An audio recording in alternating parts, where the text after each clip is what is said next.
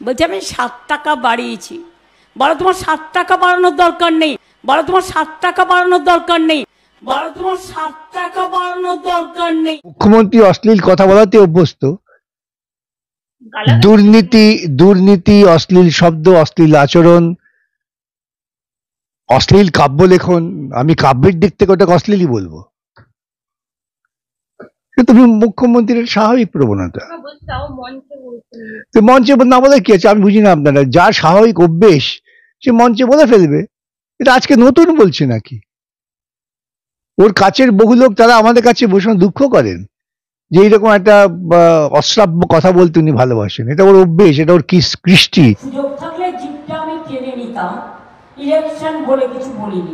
Zip টেনে ছাড়তে পারেন, ছিটতে পারেন, অনেক চেষ্টা করতে পারেন। মানে অনেকে জিপ টেনে ছাড়বার কথা বলেছেন, তাদের সবার জিভ আছে, ওনার জিভটাই এখন জড়িয়ে যাচ্ছে কথায়। ওনার জিভটাই আর টেনে ছিটতে হবে না আমাদের। দুর্নীতির ধাক্কায় এই জিভটা এমনি জড়তায় যুক্ত হয়ে পড়বে। ক্ষমা চেয়েছে সুপ্রিম কোর্টে। আমাদের আপনি এডিট অফিসারকে জিজ্ঞেস করেছেন যে আপনাদের এএসজি কে ক্ষমা চাইতে হয়েছে কিনা? আপনার চ্যানেল জিজ্ঞেস করেছে? কে কোথায় এডিট অফিসার ক্ষমা চেয়েছে দেখান না। ওদের কোথায় কোথায় ক্ষমা চেয়েছেন এডিট অফিসারটা বলুন, আমাদের কোনো আপত্তি নেই। আর ভয়েস ক্লিপিংটা যার সাথে, তাকে অ্যারেস্ট করেছে? তাকে তো অ্যারেস্ট করেনি। যার সাথে কথা তাকে অ্যারেস্ট করেছে কি? সেটা ইডি করছে না, দিদি করবে না তো। আগামী দিনে কি করে কিনা আমরা চাপ দিয়ে করাবো। আমরা সমস্ত ভারতবাসীর ইন্টারেস্ট, সংবিধানটা ভারতবাসীর মর্যাদার জন্য, চোর রাজনৈতিক নেতাদের লালন পালনের জন্য না। কি করে কাঁদবে? বিচারের বাহিনী তো ওর হাতে আছে, বাহিনী তো ওর হাতে। উনি দুর্নীতিগ্রস্ত হবে না আমরা বললে রাগ। উনি গরিব মানুষের, তাতে কি হয়েছে? অভিজিৎ গঙ্গোপাধ্যায় বিজেপিতে গেছে কি তৃণমূলে গেছে কি অন্য দলে গেছে, এটা বিচার্য বিষয় নয়। বিচার্য বিষয় একজন বিচারপতি বিচারকের আসনে বসে যে রায় দিয়েছেন, সেই রায়টা রায়।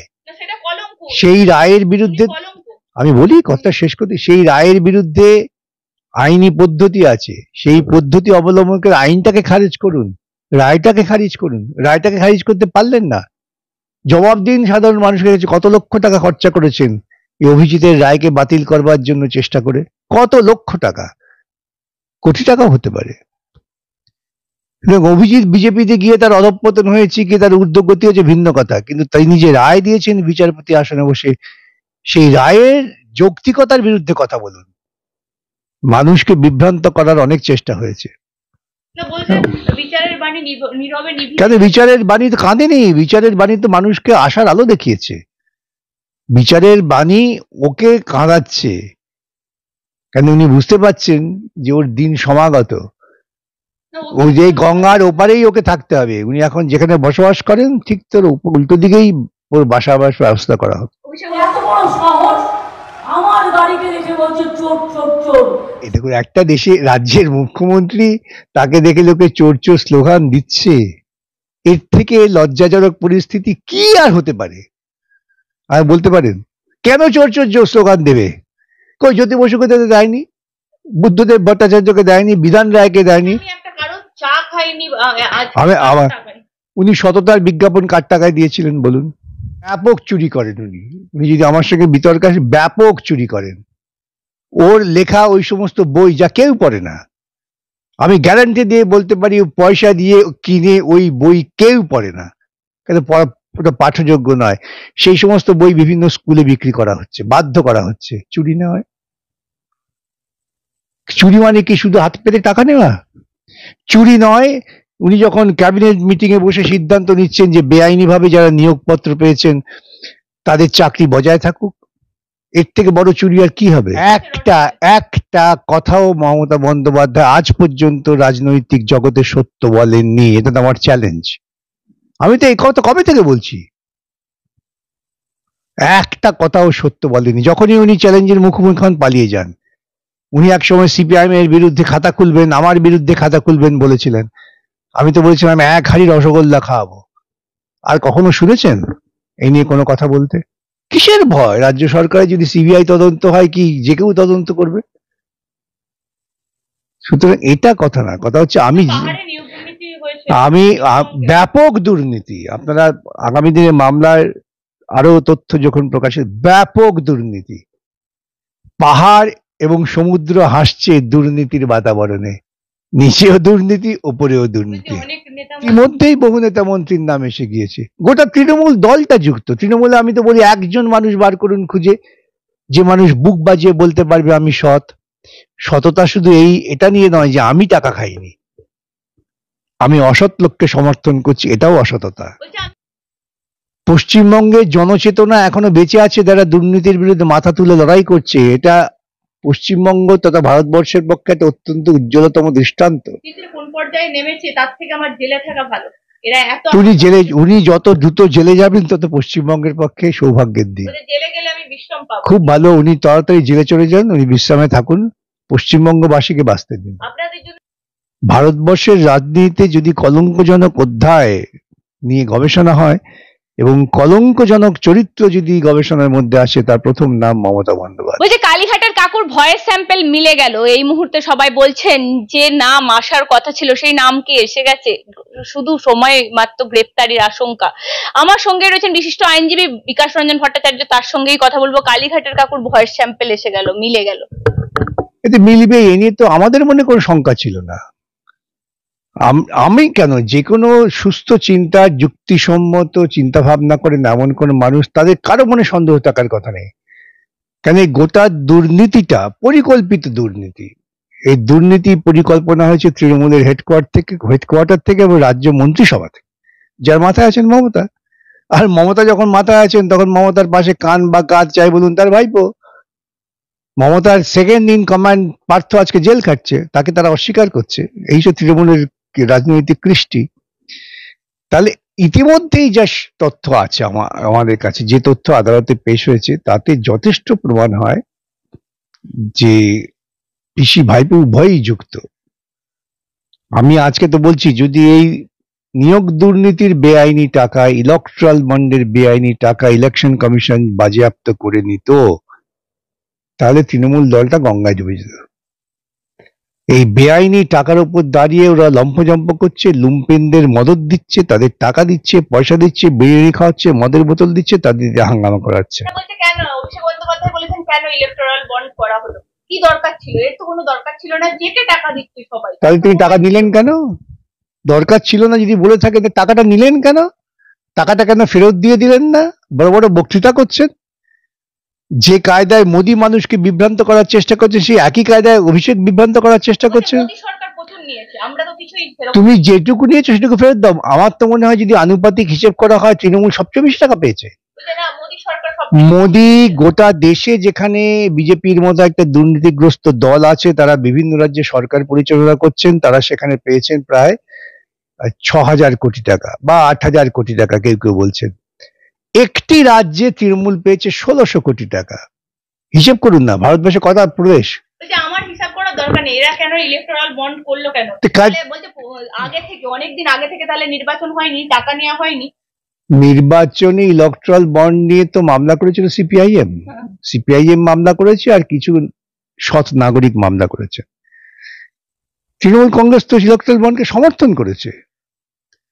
আমি ধরে নিলাম যে ওরা বলছে আমরা সমর্থন করিনি, বুঝিনি, আমরা নাদান, বিপদে পড়লে ওরা নাদান বলে দেন নিজেদের। তাহলে এই টাকাটা ফেরত দিয়ে দিলেন না কেন? ১৬০০ কোটি টাকা চারটিখানি টাকা না। এই ১৬০০ কোটি টাকা তারা পেয়েছেন বিদ্যুতের দাম বৃদ্ধির বিনিময়ে, ওষুধের দাম বৃদ্ধির বিনিময়ে, সাধারণ মানুষের বুকের রক্তের ওপর দাঁড়িয়ে, লটারির টাকায়। পশ্চিমবঙ্গের গ্রামে গ্রামে, শহরে শহরে গরিব মানুষকে ভিক্ষুক বানিয়ে দিয়েছেন তারা লটারির টিকিট কিনে। কই টাকা তো ফেরত দিলেন না। আমি তো বুঝতাম সততার সামান্যতম নিদর্শন হতো, যেহেতু এটা আনকনস্টিটিউশনাল, মানে অসাংবিধানিক, মানে এটা কোনো মতেই আইনের জায়গায় থাকতেই পারে না। এই আইনটা প্রথম থেকে, জন্ম থেকেই যা বাতিল, স্টিল বর্ন বেবি। কেন টাকাটা ফেরত দিয়ে দিলেন না বাবুরা? ন্যাকামো করার দিন চলে গেছে। পুরো দুর্নীতির সঙ্গে ওঠা বসা করেন। দুর্নীতি হচ্ছে ওদের উপজীব্য, দুর্নীতি হচ্ছে ওদের একমাত্র মূল মন্ত্র। এই দুর্নীতির টাকায় ওরা গুন্ডা লালন পালন করেন এবং সেই গুন্ডাদের দিয়ে ভোটে গুন্ডামি করান। একটা স্পেসিফিক কথা জানতে চাইছি, সিএ এনআরসি, এই এনআরসি করার জন্য মমতা বন্দ্যোপাধ্যায় কি একসময় স্পিকারের মুখে কাগজ ছুঁড়ে মেরেছিলেন? দর্শকরাও সাক্ষী থাকবেন, বারবার মমতা বন্দ্যোপাধ্যায় বলছেন এনআরসি করতে দেবো না, সিএ করতে দেবো না। কিন্তু এই মমতা বন্দ্যোপাধ্যায় যখন এনআরসি সিএ বিল পাস হয়ে যায়, আমার যতদূর জানা যে সংসদে কোনো সাংসদ উপস্থিত ছিলেন না সেদিন, যতগুলো সাংসদ উপস্থিত থাকার কথা। সত্যি কি তাই? দেখুন, আমার কথা স্পষ্ট, আমি বহুবার বলেছি, আবারও বলি, অনুপ্রবেশের তত্ত্ব, অনুপ্রবেশ ঠেকাও, এই তত্ত্বের উদ্গাতা হচ্ছেন মমতা বন্দ্যোপাধ্যায়। অমিত শাহ পরিষ্কার বলেছেন যে মমতা দিদির অনুপ্রেরণাতেই আমরা এই সিটিজেনশিপ অ্যামেন্ডমেন্ট অ্যাক্ট চালু করেছি। এনআরসি সিএ হচ্ছে মমতার অবদান। আপনারা তো দালাল। দালাল নিশ্চয়ই, আমরা মানুষের দালাল, আমরা তো অস্বীকার করি না। আমরা তো সংগ্রামী মানুষের, নিপীড়িত মানুষের, অবহেলিত মানুষের, বঞ্চিত মানুষের দালাল আমরা। না, মুখ্যমন্ত্রী বলছেন আপনারা বিজেপির দালাল, কংগ্রেস সিপিএম, কারণ এখানে আমাদের বিজেপির সঙ্গে এরা আমাদের সাথে বাজপেয়ী মন্ত্রিসভায়, ঠিক আছে, বাজপেয়ী মন্ত্রিসভায় কে মন্ত্রী ছিলেন? সিপিআইএম এর বিকাশ রঞ্জন ভট্টাচার্য, বিমান বসু, সূর্যকান্ত মিশ্র তো ছিলেন না। কে মন্ত্রী ছিলেন? মমতা। বাজপেয়ীকে বাড়িতে এনে মালপোয়া খাইয়ে কে প্রচার করেছিলেন, বিজ্ঞাপন করেছিলেন? মমতা। বাবরি মসজিদ ভাঙার পর যখন গোটা ভারতবর্ষ উত্তাল হয়ে গেল, সংসদে যখন বিল নিন্দা প্রস্তাব এলো, তার পক্ষে কে দাঁড়িয়েছিলেন? বিজেপির পক্ষে মমতা, সিপিএম নয়। সুতরাং একটা মানুষের যে ইতিহাস, যা প্রমাণিত ইতিহাস, গপ্প কথা নয়, আমাকে গবেষণা করে বার করতে হবে না, চোখের সামনে দেখা।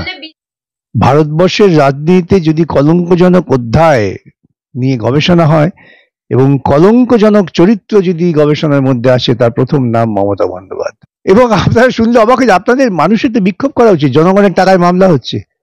আমি প্রথম, এতদিন ধরে আমি পেশায় আছি, আমি কখনো দেখিনি রাজ্য সরকারের পক্ষ থেকে দুটো দপ্তর আলাদা আলাদা অ্যাপিল করছেন। তার মানে রাজ্য সরকারের দপ্তরের মধ্যেও ঝগড়া আছে। মমতার এত কৃতিত্ব যে তিনি রাজ্য সরকারটাকেও এক গোষ্ঠীবদ্ধ রাখতে পারছেন না।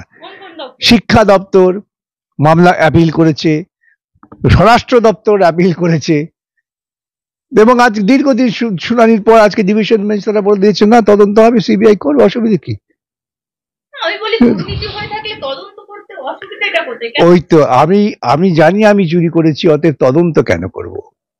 আমি যদি জানি আমি চুরি করি না, তদন্ত হোক। এটা রাজ্য সরকার, ভুলে যাবেন না, এটা ব্যক্তি নয়। এটা ব্যক্তি রোজিনা বা ব্যক্তি বিকাশ রঞ্জন ভট্টাচার্য নয়। জামার এবং রোজিনার মধ্যে সম্পর্কিত ব্যাপার থেকে এটা দুর্নীতি হয়েছে, আমি তদন্তে ভয় পাবো। রাজ্য সরকার তো একটা সাংবিধানিক সংস্থা, সেই রাজ্য সরকার দুর্নীতির তদন্তে ভয় পাবে কেন? তারা তো সরাসরি বলবে তদন্ত হোক। যখন এই খুন হয়ে গেল মেয়েটা, যাকে তৃণমূলীরা খুন করেছিল এই হুগলিতে, কি নাম জানো? তাপসী মালিক।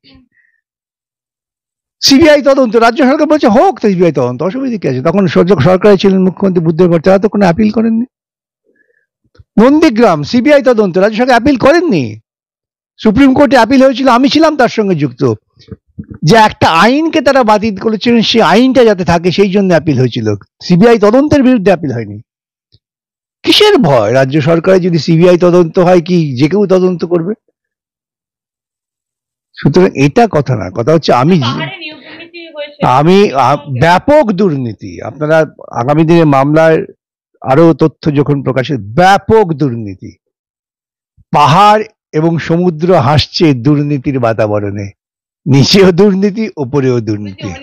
কি মন যা চায়, এটা ব্যক্তিগত প্রেমের ব্যাপার না যে আমার মন যা চায় তাই করব। তিনি সংবিধান সম্মতভাবে সংবিধানকে কার্যকরী করবেন এই সিদ্ধান্ত নিয়ে মুখ্যমন্ত্রী হয়েছেন। তার মন যা চাওয়ার ব্যাপার এটা নেই, সংবিধান যা চায় সেটা করতে। যাবেন না তো কেন যাবেন? আমরা তো যেতে বললে যেতে বলছি না, আমি তো বলছি আপনি যাবেন না কেন? আপনার দলের কর্মসূচি ওখানে রূপায়িত হচ্ছে, রাত্রিবেলা মেয়েদের পিঠের ওপর পিঠে তৈরি হচ্ছে, আর কি কি তৈরি হচ্ছে আমি বলতে পারছি না, সেটা অশ্লীলতার পর্যায়ে পৌঁছে যাবে। সেই কাজটা দল করেন এবং তিনি তাকে সমর্থন করেন, তো আশ্চর্য হওয়ার কি আছে? হ্যাঁ বটেই তো, কলঙ্ক হবেই তো। ওদের দুর্নীতি প্রকাশ করেছেন, কলঙ্ক হবে না? আরে ওদের দুর্নীতির সঙ্গে তাল দিলে পরে তিনি তো মহাপ্রতিম। ওই দুর্নীতির বিরুদ্ধে কথা বলেছেন বলে তিনি কলঙ্ক। বলছে আপনারা কথাটা ভালো করে বুঝুন। উনি বলেছেন বিচারের আসনে বসে, বিচারকের আসনে বসে আমি বিজেপিকে অ্যাপ্রোচ করেছি, বিজেপি আমাকে অ্যাপ্রোচ করেছে। তার সঙ্গে তো রায়ের সম্পর্ক নেই, সেটা আপনি ব্যক্তিগতভাবে অনেক সমালোচনা করতে পারেন, কেউ বাধা দিচ্ছে না, পূর্ণ স্বাধীনতা আপনার আছে। কিন্তু উনি যে দুর্নীতিগুলো উন্মোচিত হয়েছে তাকে অস্বীকার করতে পারছেন? অস্বীকার করতে পারছেন যে আপনারা টাকা দিয়ে চাকরি বিক্রি করেছেন? অস্বীকার করতে পারছেন যে আপনারা পশ্চিমবঙ্গ শিক্ষাটাকে লাটে তুলে দিয়েছেন? বলুন, ওরা অস্বীকার করে। অস্বীকার করতে পারছেন যে প্রাইভেট পুঁজির থেকে ওরা বেআইনি পথে টাকা নিয়ে স্কুল ব্যবস্থাটাকে তুলে দিয়ে প্রাইভেট পুঁজির হাতে তুলে দিচ্ছেন? এগুলো যুক্তিসঙ্গত ব্যাখ্যা, বিশ্লেষণ 1, 2, 3, 4 অঙ্কের মতো ব্যাখ্যা করে দেওয়া যায়। ওই সমস্ত বড় বড় কথা বলে, কর্মীদের উত্তেজিত করে, বেআইনি টাকা দিয়ে কর্মীদের লালিত পালিত করে খুব সহজে বলা যায়।